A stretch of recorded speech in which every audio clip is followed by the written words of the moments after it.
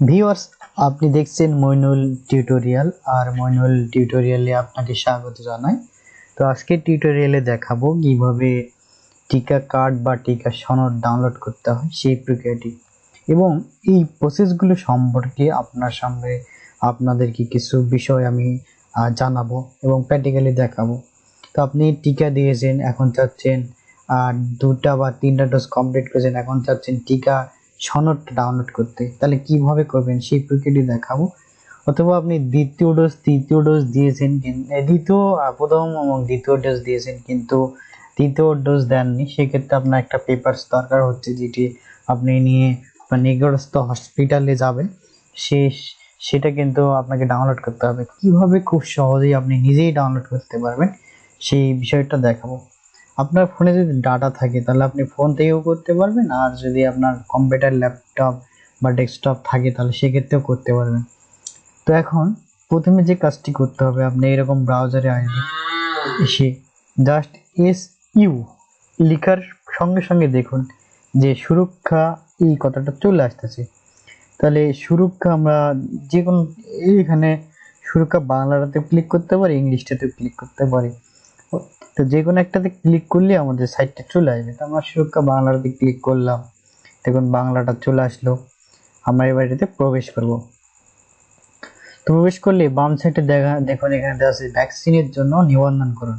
নিবন্ধন করতে কি প্রয়োজন হবে সেই বিষয়গুলো এখানে উল্লেখ করেছে, যে NID, ফোন, তথ্য। আর এখানে দেখুন নিবন্ধন স্ট্যাটাস, আপনি যদি নিবন্ধন স্ট্যাটাসটা জানতে চান তাহলে আপনি এখান থেকে জানতে পারবেন। আর দ্বিতীয় যে রয়েছে সেটি হচ্ছে টিকা কার্ড সংগ্রহ, আপনি এখান থেকে টিকা কার্ড সংগ্রহ করতে পারবেন।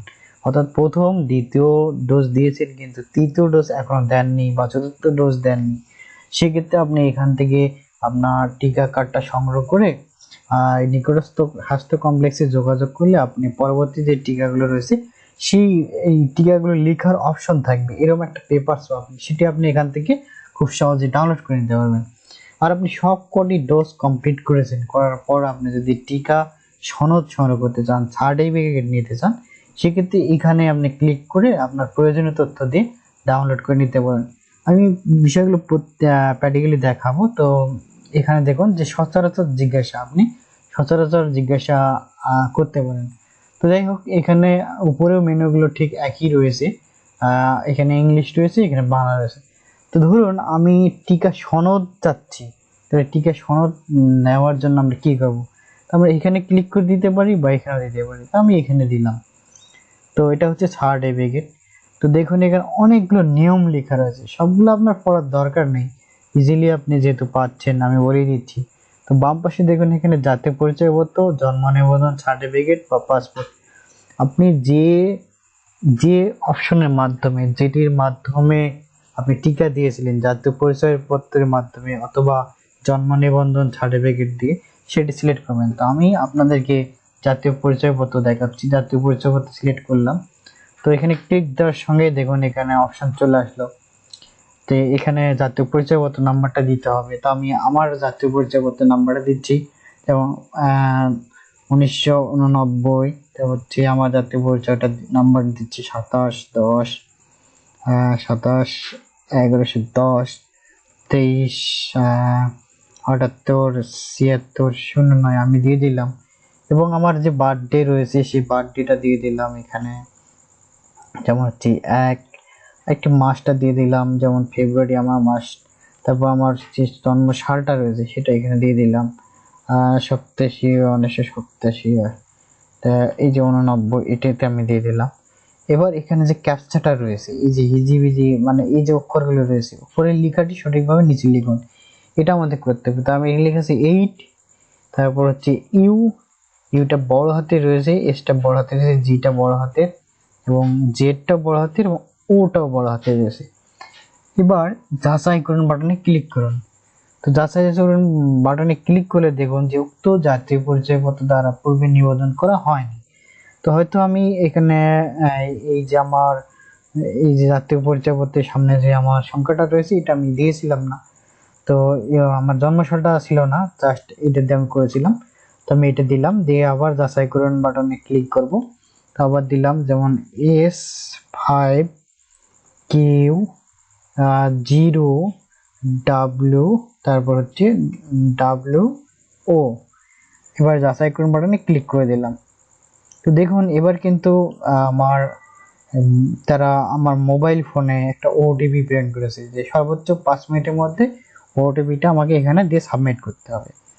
তো আমি এখানে ওটিপিটা দিয়ে দিব। তো আমি ওটিপিটা আমার ফোন থেকে নিচ্ছি, কাইন্ডলি একটু সময় থাকবেন, আমি দেখে নিচ্ছি।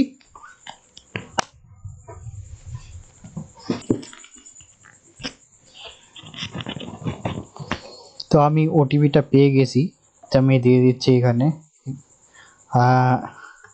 আমি ওটিপিটা দিয়ে দিলাম। এখানে পাসপোর্ট নাম্বার, যদি আমি বিদেশ যাই বা সেক্ষেত্রে বা আমার পাসপোর্ট যদি থাকে তাহলে আমি এখানে দিতে পারি আমার পাসপোর্ট নাম্বারটা, আর যদি না থাকে তাহলে আমি দিব না। জাস্ট এখানে সাবমিট বাটনে ক্লিক করুন। তো সাবমিট বাটনে ক্লিক করে দিলাম। দেখুন এখন দেখেছে আপনি কোনো পাসপোর্ট নাম্বার সরবরাহ করেননি, তাই কোনো পাসপোর্ট নাম্বার আপনার টিকা সনদের সাথে এই মুহূর্তে যুক্ত করা হবে না। আপনি পরবর্তীতে পাসপোর্ট নাম্বার সংযুক্ত করতে পারবেন। আপনি কি টিকা সনদ ডাউনলোড করতে চান? হ্যাঁ আমি চাই, তাহলে আমি হ্যাঁ করতে চাই বাটনে ক্লিক করে দিলাম। তো এখানে দেখুন যে টিকা সনদপত্র ডাউনলোড এই অপশনটি চলে এসেছে, তো আমি এখানে ক্লিক করে দিলাম। তো ক্লিক করে দিলেই দেখুন এখানে টিকার যে সনদপত্রটি রয়েছে সেটা এখানে পিডিএফ আকারে ডাউনলোড হয়ে গেল। জাস্ট আমরা এটা যদি ওপেন বাটনে ক্লিক করি তাহলে এই যে দেখুন তারা আমাকে আমাদের টিকা যে সনদটি রয়েছে, তো আমি দুটি টিকা দিয়েছি এখানে, দুটি টিকা তারা ব্যবহার করেছেন, যেমন হচ্ছে দুটি টিকা।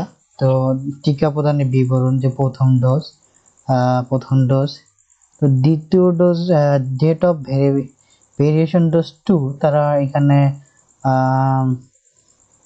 দ্বিতীয় ডোজটা এন্ট্রি করে নাই সম্ভবত। Name of the variation dose 2, এখানে দ্বিতীয় ডোজ আমি দিয়েছি কিন্তু তারা এন্ট্রি করে নাই। এটা বাংলাদেশের যে হেলথ কর্মীরা রয়েছে তাদের একটা অব্যবস্থাপনা। তো দেখুন দ্বিতীয় ডোজটা কমপ্লিট করেন লিখে নাই। তো এখন তৃতীয় ডোজ যেহেতু দেওয়া হয়েছে কিন্তু লিখে নাই, তো আমরা যাই হোক। তারপরে এখানে দেখুন যে এটা হচ্ছে টিকা যে সনদের আইডেন্টি কার্ডটা রয়েছে, সেই কার্ডটা এখানে আমি অ্যাড করে, এটা আমি যদি এটা ডাউনলোড করে জাস্ট কালার প্রিন্ট করে এটা মাঝখানতে মুড়ে দিয়ে আমরা জাস্ট এটাকে পিডিএফ লেমিনেটিং করে কাছে রাখতে পারি বা প্রয়োজনে আমরা ব্যবহার করতে পারি। এটা হচ্ছে টিকা কার্ড ডাউনলোড।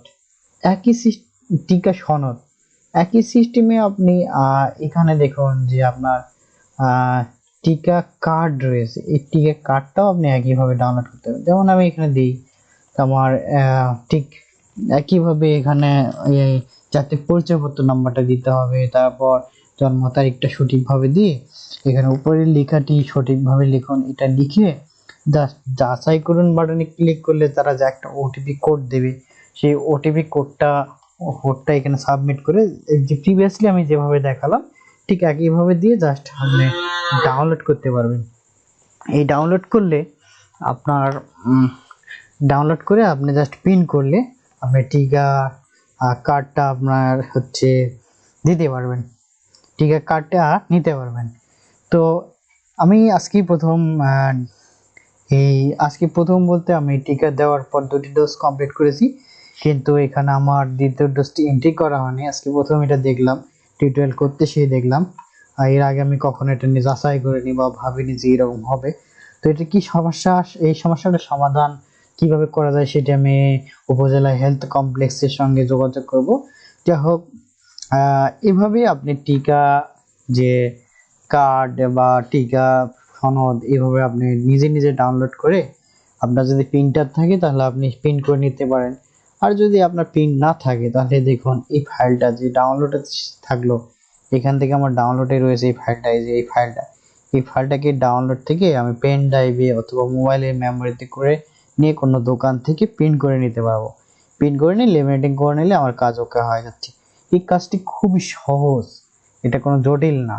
আর তাছাড়াও আপনি যদি নর্মালি কোনো দোকানে যান সেক্ষেত্রে আপনার জাস্ট ভোটার আইডি কার্ডের নাম্বারটা আর আপনার জন্ম সনদ তারিখটা আর হচ্ছে আপনার যে মোবাইল নাম্বারটা দিয়ে রেজিস্ট্রেশন করেছেন, এই 3টে জিনিস হলেই আপনি যে কোনো সময় যে কোনো জায়গা থেকে এই টিকা কার্ড বা টিকা সনদ ডাউনলোড করে নিতে পারবেন। আর যতদিন আপনার এই ওয়েবসাইটটি রয়েছে ততদিন আপনি এটি নিতে পারবেন। ওয়েবসাইটটি বন্ধ হয়ে গেলে হয়তো আর পারবেন না। তো ওয়েবসাইটটি বন্ধ হয়ে যাওয়ার কোনো কোনো সন্দেহ নেই যে বন্ধ হয়ে যাবে। ওয়েবসাইটটি চলতেই থাকবে ততদিন হয়তো বাংলাদেশ আছে বা বাংলাদেশ সরকারের এই টিকা কার্যক্রম থাকবে, ততদিন হয়তো এই সাইটটি আপডেট থাকবে। টিকা কার্যক্রম হয়তো বন্ধ হয়ে গেলে এটা নাও হতে পারে। তো যাই হোক, এইভাবে আপনি টিকা কার্ড ডাউনলোড করে নিতে পারেন।